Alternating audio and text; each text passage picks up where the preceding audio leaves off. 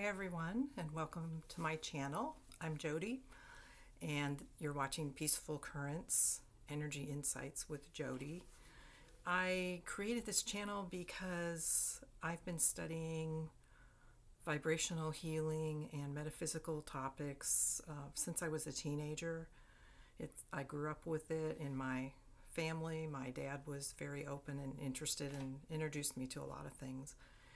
And over the years, I've kind of fused all the different methods that I've learned and books that I've read and thoughts that have been processed and filtered through. And I just wanted to share some of those insights with anybody who's interested. I'm hoping there'll be a community of viewers who will send in questions that we can talk about. And hopefully there'll be information that I share that may answer one person's question, but usually when that happens, anybody who's viewing that video also gets some insight, even if they didn't ask that question or it was about a specific topic going on in that person's life. So just to kind of give you a quick timeline about me, where I'm coming from. When I was in high school, I was very interested in astrology, and I did a mail order course. Of course, I'm dating myself there. It was before the internet. I did an astrology course through the Rosicrucians, which was very interesting. I did assignments and mailed them back, and they'd mail me something. It was actually kind of cool. And I started reading some of the metaphysical books that my dad had on hand. And by the time I was in my early 20s, I had joined the ARE, which is the Association for Research and Enlightenment. They're headquartered in Virginia Beach, and they were founded by one of the greatest psychics of all time, Edgar Cayce. And they had workshops, sometimes locally, that I could attend with big name people. I went to a couple of those in the Cleveland area. They also now have online workshops and study groups all around the world.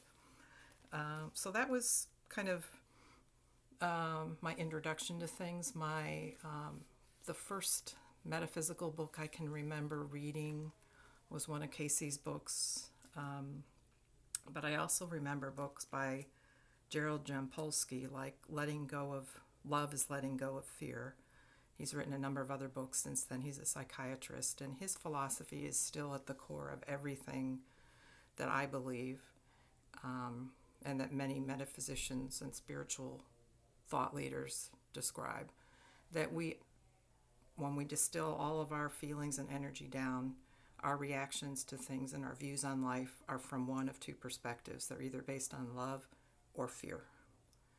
Now you may say, well, it's based on anger or grief or a bad memory or la la la la. It doesn't matter. When you distill everything down to the core, you're either reacting from love or from fear.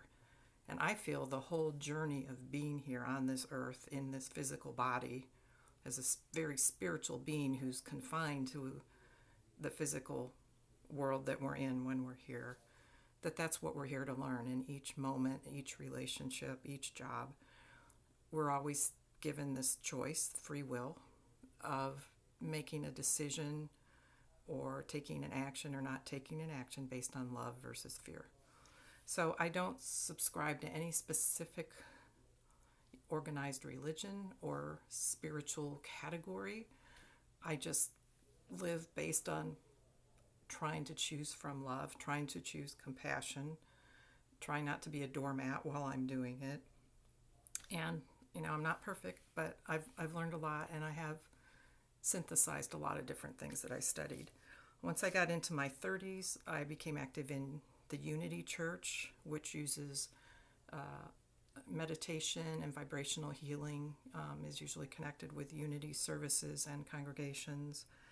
I started a daily meditation practice when I was 26 that I maintained for almost 30 years. I started that when my first husband became very ill, and we weren't sure what caused it or how long he had to live.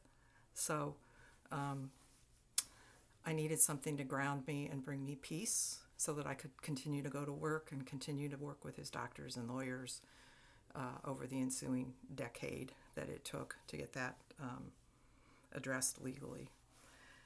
Then in my 40s, also in response to his health, I investigated a lot of different healing modalities. I became a Reiki practitioner and attended a year of training at the Barbara Brennan School of Healing. I studied tuning forks and integrative energy therapy, which is like angel prayer therapy talk that you do with someone in various hand positions. It's kind of like Reiki and prayer together. And I self-published my own deck of cards. That's what you can see back here. YogiSam.com is no longer an active website, but the art on that poster is from my Northern Lights deck. This is the book that I self-published in my deck of cards. And this is an oracle deck. It's not a tarot deck. It's not a predictor of the future. It's a tool to kind of give you insights about where you're at in the moment. It was originally designed as a workshop format for people to explore 3 aspects of themselves. There's the musher aspect, which is you, the person, and if you're going to be a sled dog musher out in the wilderness with your dogs and the dangerous elements, you need to be in shape, have your water, your food, your supplements, be grounded, be in a good headspace. So there are cards that talk about things you need to do for yourself as a physical being. Then there are cards about the dogs, your team members, because mushers do have different teams for different kinds of runs. They may have more experienced dogs for a long run. They may have younger dogs for a training run.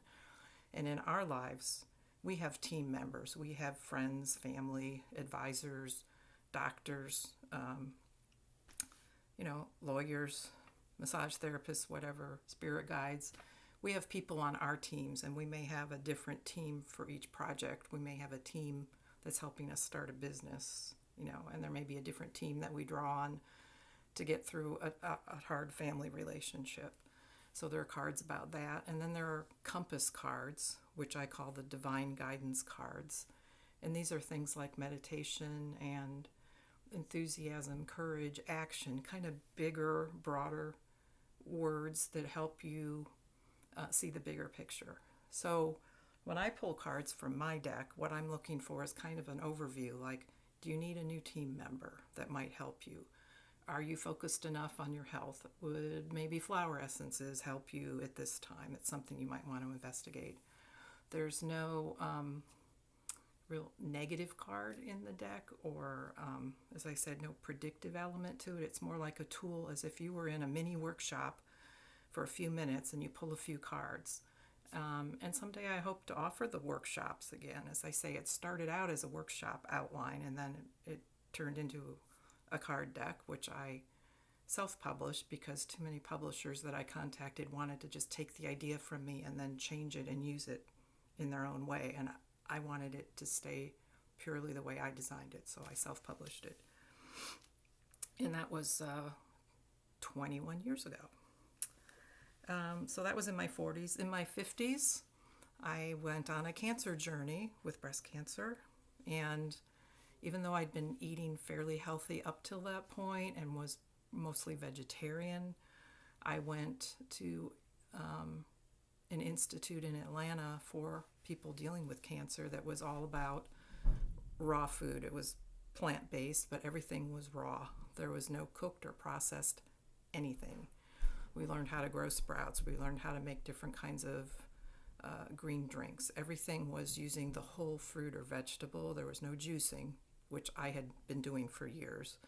So it was all new, and the most exciting part of it was how good I felt while I was eating that way, and how exciting it was to be in the kitchen every day with all these amazing piles. We're talking piles of fresh produce, boxes and boxes of avocados, and just beautiful fruits and vegetables that we were working with, and being with other people who were very focused on taking care of themselves. Hey, Jody. So